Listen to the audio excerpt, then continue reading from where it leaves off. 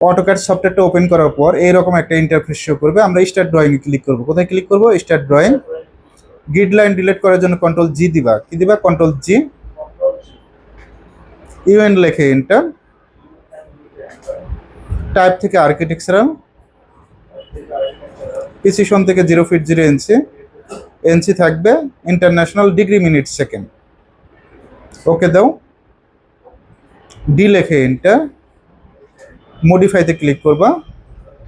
Primary units, unit format থেকে architectural, precision থেকে 0 fit 0 ইঞ্চি, টেক্সে যাবা। টেক্সট থেকে টেক্সট হাইটটা 6 ইঞ্চি, অনলি 6।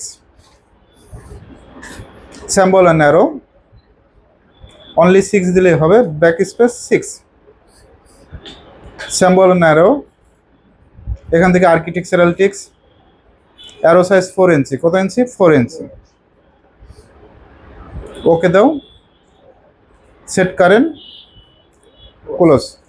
ওএস লেখে enter. Select all. Okay, UCS আইকনটা ফিক্সড করো। UCS icon, enter. নো লেখে এন্টার। লাইনে শর্টকাট এল লেখে এন্টার। এল লেখে এন্টার। ফার্স্ট পয়েন্ট ক্লিক করো।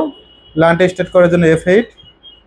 3 ফিট। কত feet? 3 feet. 3 feet, double enter. Dimension check দেওয়ার জন্য DLI লেখে এন্টার। ফার্স্ট পয়েন্ট ক্লিক করো, সেকেন্ড পয়েন্ট ক্লিক করো। তুমি 3 ফিটের জায়গায় কি করছো? 3 ইঞ্চি নিছো। স্কিপ দাও, অসুবিধা নাই। এল লেখে এন্টার। আমার কথা অনুযায়ী কাজ করো। এল লেখে এন্টার দাও। কি লেখে এন্টার? এল লেখে এন্টার। ফার্স্ট পয়েন্ট ক্লিক করো, 3 ফিট দাও। 3 ফিট। ফিট চিহ্ন কোনটা? ডাবল এন্টার দাও। Dimension shortcut key? DLI লেখে এন্টার। এন্টার দাও। ফার্স্ট পয়েন্ট ক্লিক করো, সেকেন্ড পয়েন্ট ক্লিক করো।